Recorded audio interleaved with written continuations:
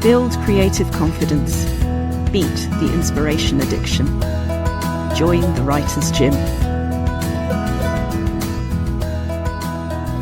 Hello everybody, welcome back to the Writer's Gym. I'm Dr Rachel Knightley, PT, writing coach, fiction and non-fiction author, and I am here with the editor of one of the most beautiful horror Gothic things ever. Dr Xavier Aldana Reyes is reader in English literature and film at Manchester Metropolitan University and a founding member of the Manchester Centre for Gothic Studies.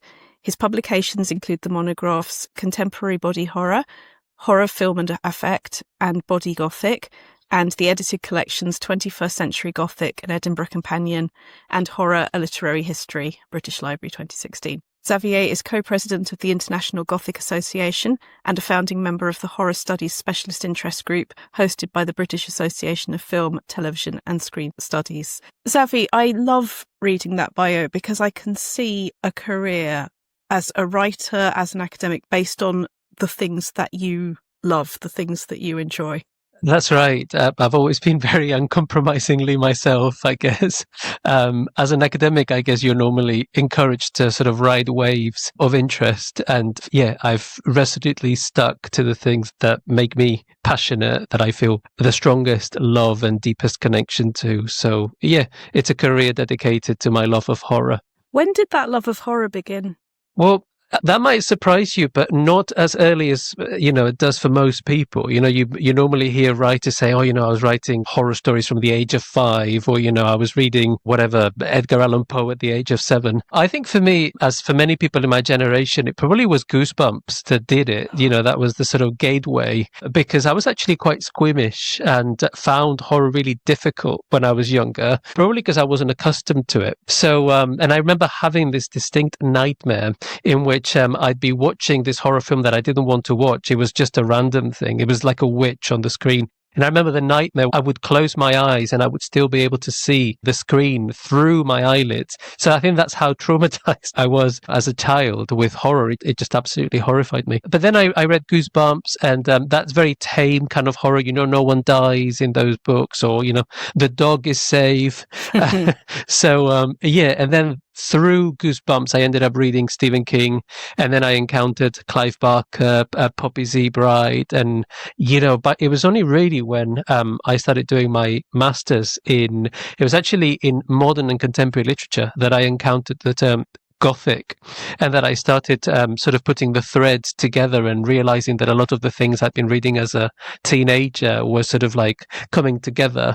I didn't necessarily read Lovecraft, whom I loved as a teenager, as a Gothic or a horror writer. He was just someone I was introduced to.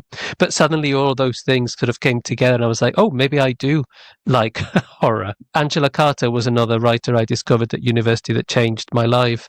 And again, she's someone who is normally encompassed by the Gothic label. It's been a process of discovery, but I can't tell you that, I began my life as a horror fan. It was a very gradual thing.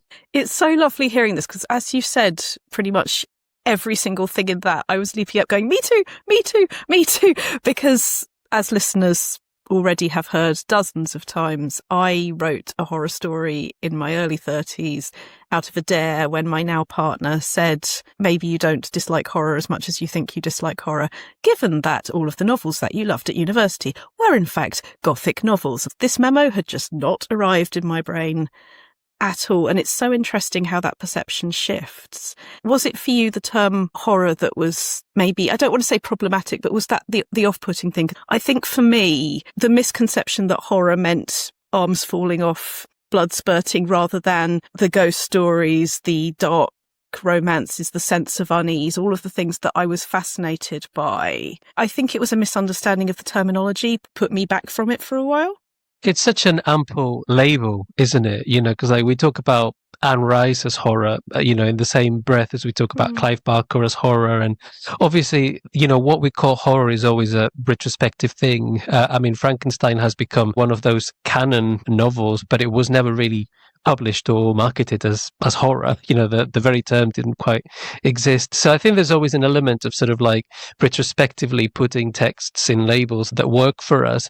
I think for me, it was really just a case of no one really in my family liked horror. I've always been very close to my mother, and she was really more into thrillers. So I guess, that was kind of like my acculturation into horror, was sort of the thriller genre to begin with. I think for me it was more a case of I thought I couldn't take it. The perennial question, why would you put yourself through something negative, emotionally negative, for the sake of entertainment? And I think it was just when I started realizing that there was a lot more to it, although I have and still am fascinated by this notion of negative emotions and why we crave them. I certainly don't want to pathologize them. I think that they're very natural. But I think at the time I thought, I can't really hack it. I think what it was is I watched It, the television miniseries, way too early. And Pennywise the Clown just haunted my dreams for the best part of my teenage years. I kept or maybe early teenage years, I should say. But I have distinct memories of looking under the bed. Pennywise is not under the bed. I'm okay. That moment at the beginning of the film and then in the shower where he just comes out of the shower and like the teeth, that haunted my dreams. I think it was just experiences like that. I never had that with literature, though. So when I then went on to read It, the novel, it didn't affect me anywhere near as much. So I think it was just initially the violence of certain images. I'm a child of the 80s. I was a teenager in the 90s. So I was consuming a lot of those 1980s, 1970s, quite out there horror films, lots of special effects, lots of gruesome effects. That probably explains why I eventually ended up looking at body horror. But yeah, I think I watched a lot of that stuff way too early, and it seared my mind in a way that I thought, oh, maybe I just can't take this stuff. As any kind of like hardened fan will tell you, though, you build up your tolerance, and then once you get past that stage, you start looking at exactly what you were saying before, the other things that you missed out when you were too busy being scared by the shark clown, if you like, the messages behind them. And of course, that's what eventually led to a career in academia, is just wanting to sort of like poke the veil a bit more. That was actually going to be one of my next questions. Was I think these things can often be quite chicken and egg. But you said you were doing your MA when you started to realise that was the direction. How much was it, I am in academia, oh good, I get to talk about these, and how much of it was, I want to talk about these, I will make these decisions in academia? What was it like for you?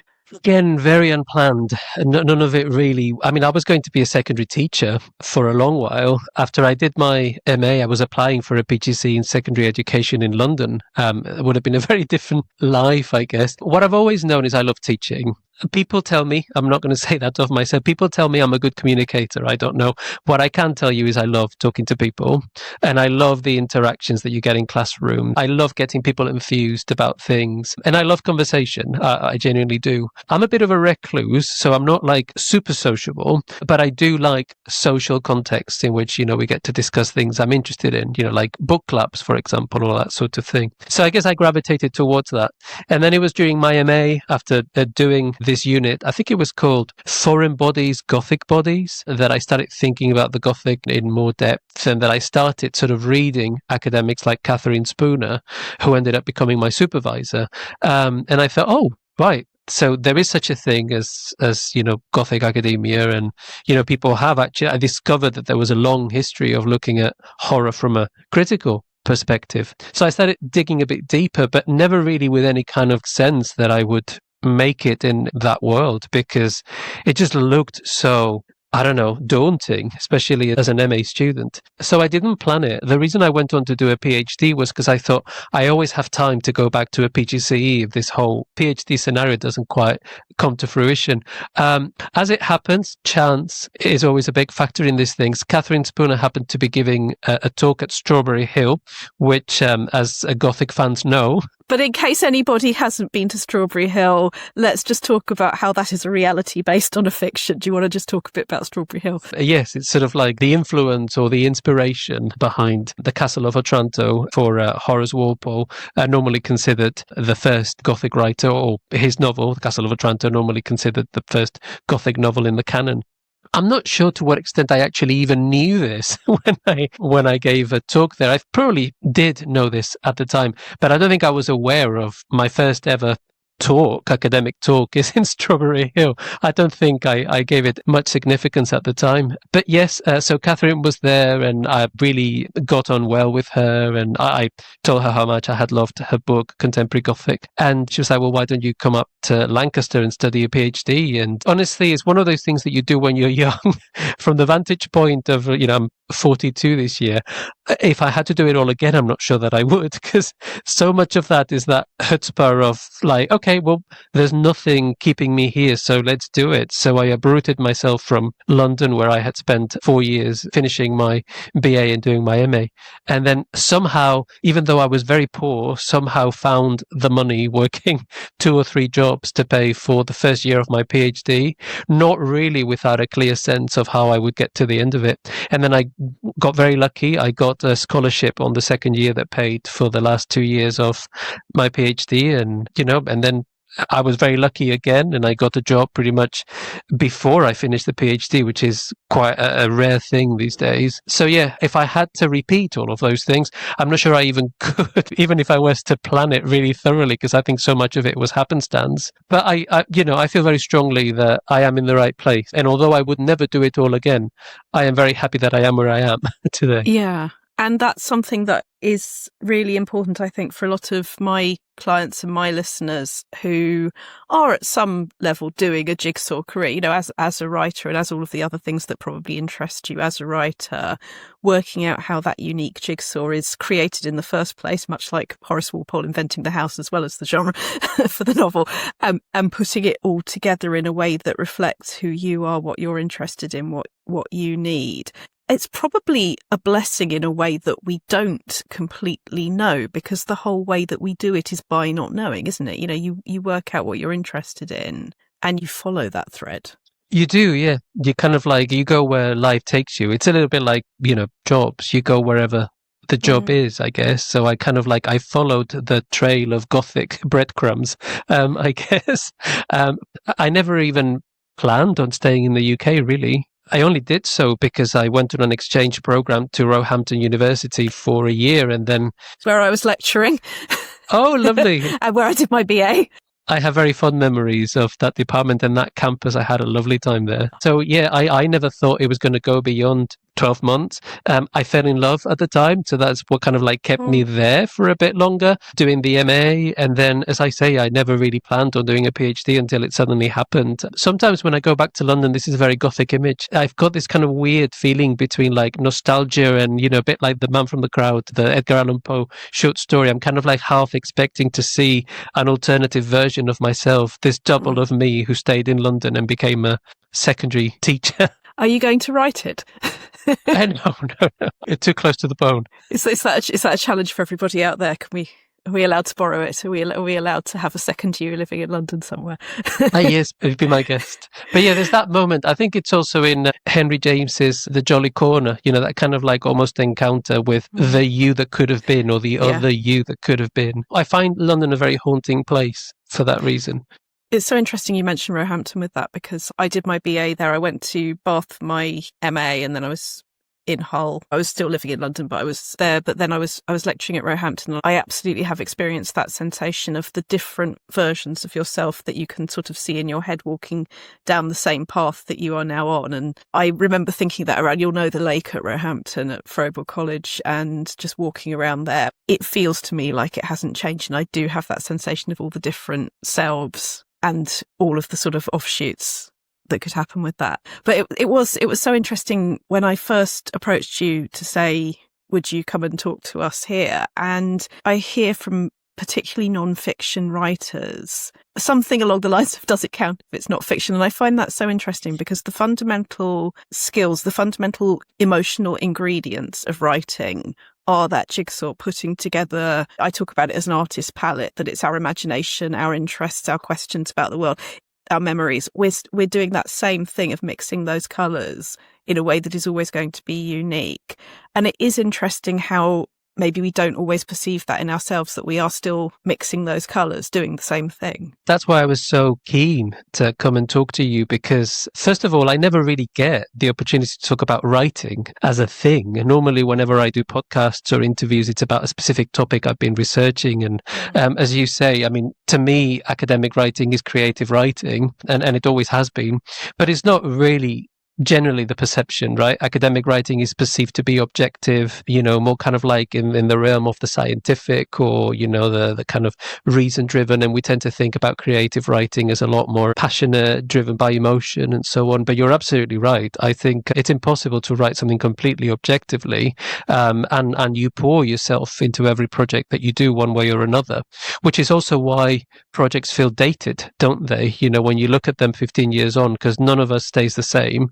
Maybe at some fundamental core level we do, but I look at things that I wrote 15 years ago and I don't recognize myself really, because I've changed. So I think, that tells me that academic writing is never just purely objective. It's just as much driven by the person writing it. And I think that also comes down to the level of the writing. I mean, some of the people I love reading most, people like Kim Newman, who I deeply admire, or Roger Luckhurst, who I also really admire, Anna Bogutskaya, Alexandra Helenicolas, they just have that really personal touch to the way they write. You're not just reading any of those people for the content, you're reading it for the way they deliver that content. So yeah, I think that's what you strive for, I guess, as a writer and as an academic, to sort of like somehow give some of yourself in the project that you write.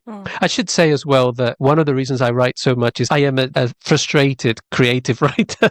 In another life, one of those other selves, that I might encounter on a walk in London would be this like very frustrated creative writer who is still trying to write that novel that will never get published, or if it gets published, it will never do very well. Maybe I'm sublimating some of that through my academic writing.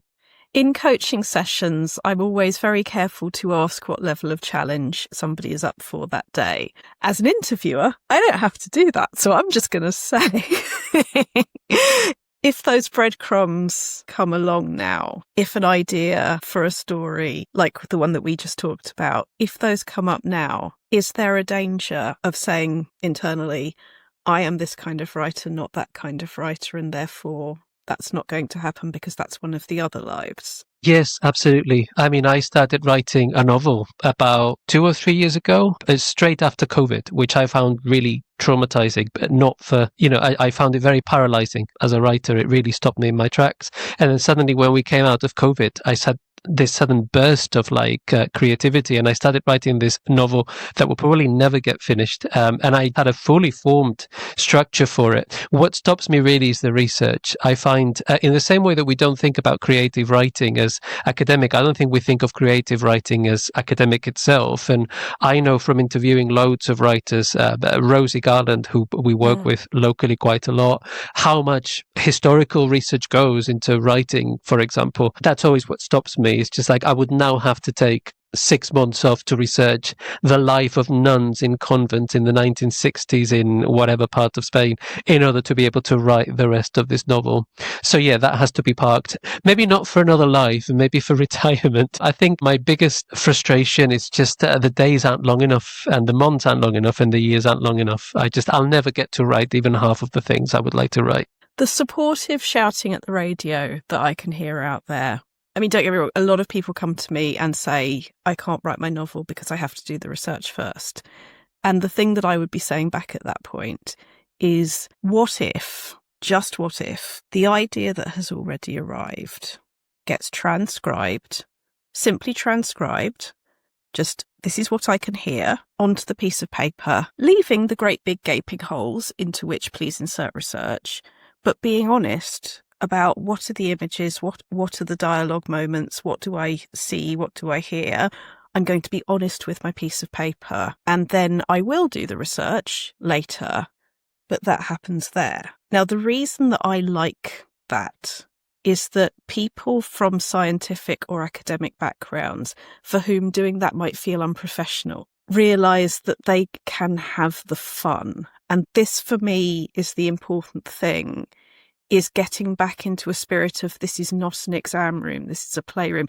And you mentioned Kim Newman, who's also, as well as Rosie, been on this podcast, you probably know. And I know Kim reasonably well enough to ask lots of questions about, well, life, the universe. What I really admire about Kim, and I'm just looking at the bookshelf, reminding myself about the different ones at the moment, but some of my favourites include The English Ghost Story. And I look at things like that, and I look at the way that he reviews without giving stars on his website, that he will say in his voice, with his clarity, with his values, this is what I see. And that it's not, oh, it's crap, or yeah, it's brilliant. It's just the truth, as clearly as it can come. I enjoy that quality existing in the world. You know, it's knowing what we feel is important, getting out of our own way.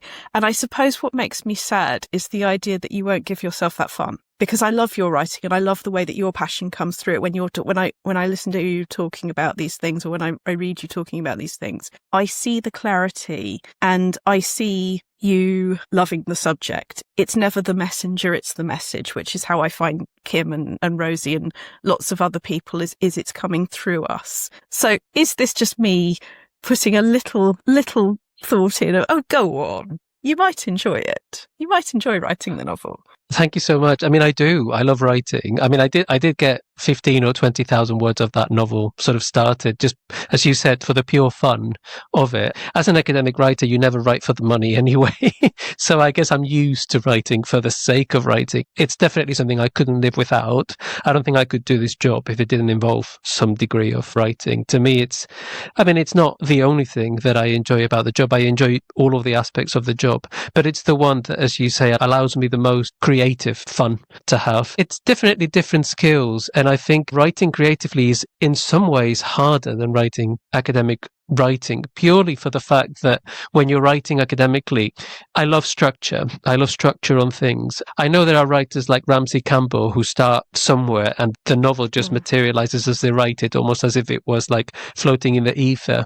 I need more structure. I can't let things go on a tangent, especially with my academic writing. So I'm very structured. I always have very kind of clear sense of where things are going. With creative writing, it's harder because it's true that kind of a stereotype of the characters have their own voice and they take you places you don't want to go or you didn't think you would go. It's kind of one of the reasons maybe that I'm a little bit scared of taking that leap. It just feels like the character wants to go in this direction, but I don't know it very well, and that's kind of the fear as well of like, and I probably should start doing that research. You're right. Probably the research becomes a bit of an excuse. I think I will get to write some of this stuff, but academic life is just so busy. It's so much easier to just park it on the side and think like, I'll return to it when the ref is done or whenever the next project is delivered. But I'd like to think, as I said before, that I sublimate some of it through my own writing. And I'm in the incredibly privileged position now that I get to write for other outlets as well, things like boutique DVD collections, video essays. I've even written a few things for journals. I mean, nothing at the level of film reviews like the ones that Kim does. And it does exercise a different part of your brain. You have to find, I think it's just the remit that you use, the register that you use is different. You're reaching a different audience. And I quite like that about writing, about the fact that your writing morphs a little bit depending on who you think is listening to you. So I do think I have at least one novel in me, but it might not get written until I retire. Well, you know where we are at the Writers' Gym if you decide that you want to start earlier than that, or indeed then. I'm a big fan of noticing that enough time and enough confidence are things we are tempted to wait for because they don't exist. There will never be a time when I don't look up to a bunch of people that we have just talked about. There would have been a time when I wouldn't have had the courage to email you, but then after years of going, oh my God, look, writers are just people. We're all people. I'm a person. They're a person. Who knew? That continues when we look at, anybody who has been on this podcast, it's a bit like having a little I Spy guide in the back of my head. We've all got something we think we're slightly not entitled to do. And it is the human condition. And therefore it's not about changing it. It is not about altering the human condition. It is about noticing the human condition and not letting it stop you have the fun, I think. It's an incredibly brave thing to do. And this is why I hugely admire any creative who manages to get anything published, at whichever level, independently with a big publisher. I think it takes a lot of bravery and a lot of confidence even to sort of get your word out there in that way. Maybe at some point I will build up the courage to do it myself. I think you're right. I think part of it is a lack of confidence. Well, you know where I am if you ever want to challenge any of that.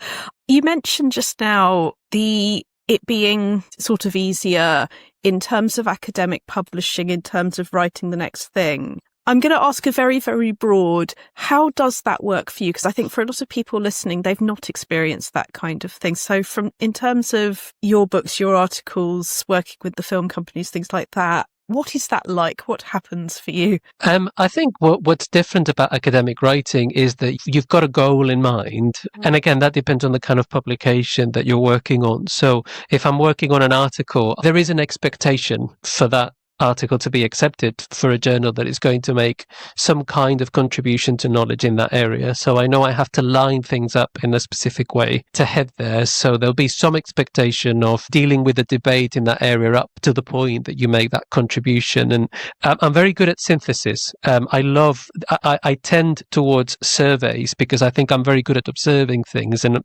observing patterns. This sounds incredibly arrogant. I wish I had a swear box. I want a swear box. I do this for when everybody says I'm not a real writer, so-and-so's a real writer, we have an imaginary swear box for this, but I'm going to make another imaginary swear box for this sounds arrogant.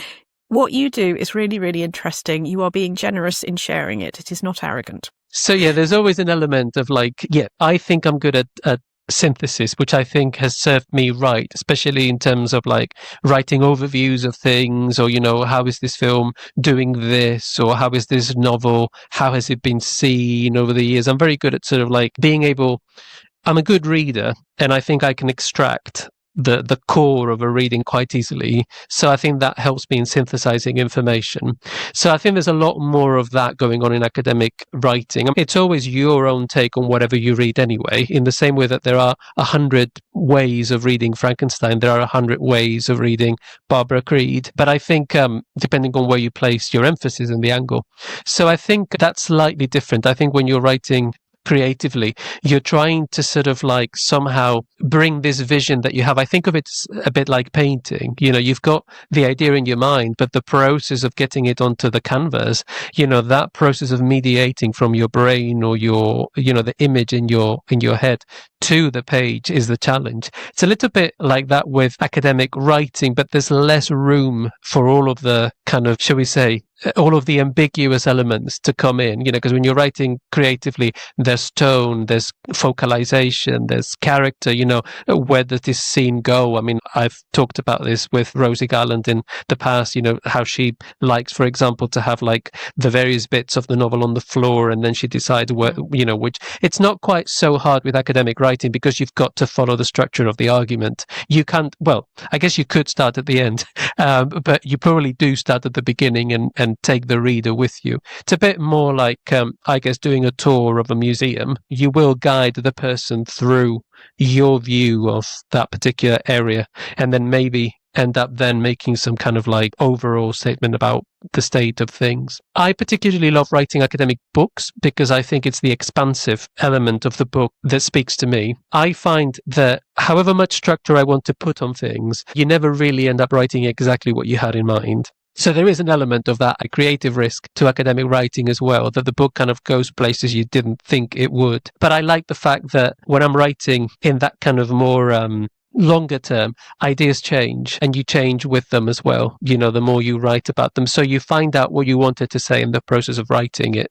I think that's why I like writing. I think writing allows me to understand myself better and the way I think better. So I'll start with a sketch of something, I'll start with a draft structure of what I want to do, but then I also give myself license to follow the natural path that essay is taking or that book is taking. And sometimes that's meant doing away with a book because it's not working, it's not taking me where I thought it would. Sometimes it's meant breaking a book into two and working on two separate things because they were two competing. Can I ask you about that? Because I think that's such an important recognition that it's not killing the book usually when that happens. It's having got to know the book well enough that it's now told you I'm two books or I have a different angle, and being able to hear that. Yes, it happens. It happens with paragraphs. It happens with like books. You start writing something and you think you've got the scope of it, but then you start digging, especially with research, you always start thinking, oh, no one could possibly have thought about this before. And then, of course, you dig out 25 different articles and books on that topic. And then you start thinking differently, right? You start thinking, okay, actually, well, maybe this angle is more interesting. And then before you know it, it's sort of grown into distinct project. Is it okay to ask for an example? Is there a book where that's happened? My doctoral thesis was an example. I think by the end of the first year, I was writing two competing theses, one on cinema and one on film. And they weren't, initially I thought they were in dialogue with each other, but they weren't really. The cinematic one was much more about the impact of the image, and the fiction one was a lot more about the content of those texts. So I decided to break them, and then one of them eventually became Horror, Film and Affect, the book I then went on to write. And the first one transmuted a little bit into what would become Body Gothic. I think initially I was trying to mash the two of them because in my mind I was trying to write about the body and affect together. And then although the body and affect is present in both of them, the focus was very, very different. What I was trying to do with one book was really look at the way that the body was represented as a way of sort of like then talking about affect. The other one was very much about how does horror, cinema specifically as a medium, convey that kind of emotion, and how does it do it through the body. So they were related, but they were different projects. And I kind of worked that out at the end of the first year of my PhD, which is when we normally call that the dark night of the soul. And I think every PhD student has it. I don't know if you agree. Oh, yeah. there's a moment where you go, oh my God, what the hell am I doing? It's all wrong. Absolutely full agreement on that. And I love that as an example. And it's so very, very, it's not even similar. It's identical to creative writing in that if we learn to listen, the book tells us you have got too much stuff crammed in here. I liken it to free-range chickens. You don't show that you love animals by keeping them all cramped in this space that is not enough for them. Whereas if you cut a section of the book, put this in this Word document, put that in that Word document, you are giving those chickens space to run around and breathe. They are going to have fuller, happier lives. Everybody's going to benefit. But it's still so hard to say that to yourself sometimes. It's still so instinctive to try and pack everything that this book could possibly be into one space and to think that that's somehow a good idea. And it really isn't. I think when you start as well, like I always thought maybe I'll only ever write one academic book because I didn't necessarily know that I was going to end up getting an academic job. I mean, as I say, I think it's easy to sort of ignore how precarious, especially the beginnings of academic life are. So I kept asking myself, if you only really ever get to publish one book, if you're lucky enough to get one book published, what do you want it to be? Which of these projects do you want it to be? I never really thought that I would be able to make them all happen. That's also the reason why nothing will ever top the feeling of getting that first book in your hand of, oh my God, it happened, I made it happen. Whatever happens after this, that was like one of the things I really wanted to do in my life. I wanted to write one book that I knew would be stored in the British Library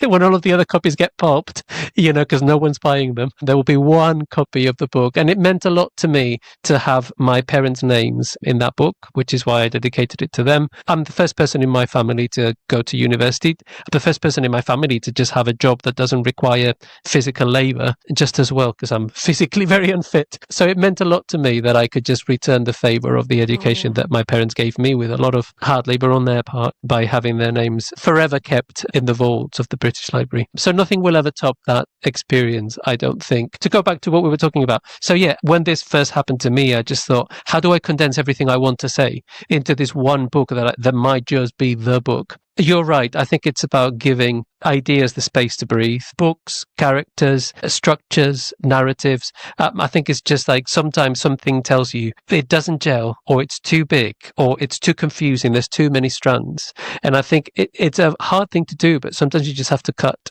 And I think if what you've worked on is good enough, it will find its way back to you somehow. That is such a beautiful thought. The last thing I'll say is academic writing, like any other writing, is a very lonely process. So I'm still very surprised whenever I go to conferences or whenever I do a podcast with yourself to find out that actually people do read academic books, because a lot of it is just you writing in the void and kind of like sending it out to the world. And I think creative writers at least get the chance sometimes of doing book launches, meeting some of their readers. For academic writers, it's like you might encounter one person who's read part of your book and enjoyed it.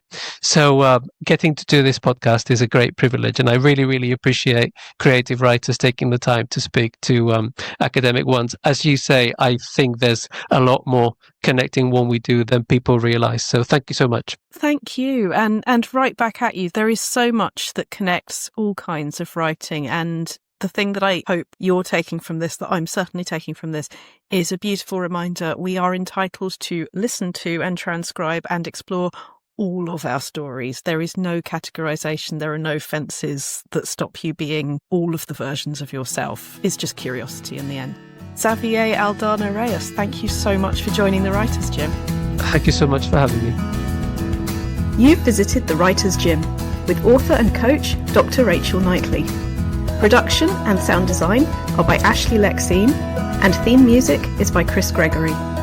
To join a Writers' Gym workout online or in London, as a guest or as a member, visit writersgym.com or email thewritersgym@rachelknightley.com.